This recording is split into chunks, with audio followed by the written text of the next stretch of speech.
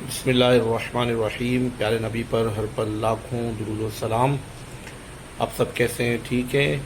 اور مجھے ایک چھوٹا سا میسیج یہ دینا تھا کہ جو سیالکوٹ میں ایک واقعہ ہوا ہے اور ایک بیچاری خاتون، اللہ تعالیٰ ان کو جنت نصیب کرے، کتنی بے دردی کے ساتھ اس حاملہ خاتون کا سیالکوٹ شہر میں جو قتل ہوا ہے اس کی ڈیٹیل آپ نے تمام جو ہے یوٹیوب پر اور الگ ویڈیوز پر دیکھی ہوں گی، تو ہم اس کی ڈیٹیل میں تو نہیں جائیں گے، لیکن ہم آپ کو ایک صرف پوائنٹ کی طرف نشاندہی کریں گے کہ اگر آپ تھوڑا سا ماضی میں چلے جائیں تو اسی سیالکوٹ کے اندر دو بھائی معیز اور معید جو تھے حافظ قرآن تھے، اب وہ کیا مسئلہ تھا، اس کے پیچھے کیا حقانیت تھی اسے آپ چھوڑیے، لیکن ان کو کتنا بہت تشدد کر کے اور ظلم کر کے ان کا قتل کیا گیا تھا۔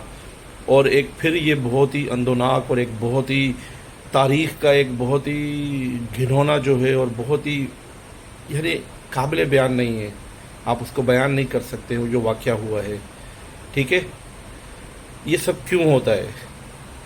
صرف اور صرف آپ اپنے ملک میں حدود نافذ کر دیں، اسلامی قانون نافذ کر دیں، شریعت کو نافذ کر دیں اور ان سب کو سزائیں دیں، اور جب یہ بلا امتیاز ان لوگوں کو سزائیں ملیں گی اور جب یہ اپنے کیفر کردار کو پہنچیں گے ظالم لوگ، تو ہر بندہ گناہ کی طرف اور ایسے قدم اٹھانے سے ڈرے گا۔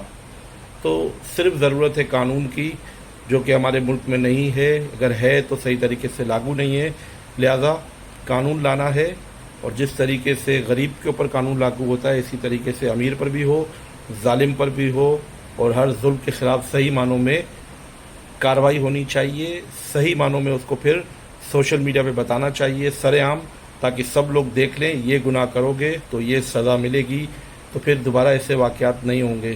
اللہ تعالی ہم سب کو ظالموں کے ظلم سے اور شریروں کے شر سے بچائے، آمین۔ اللہ تعالی ہم سب کا حامی و ناصر ہو۔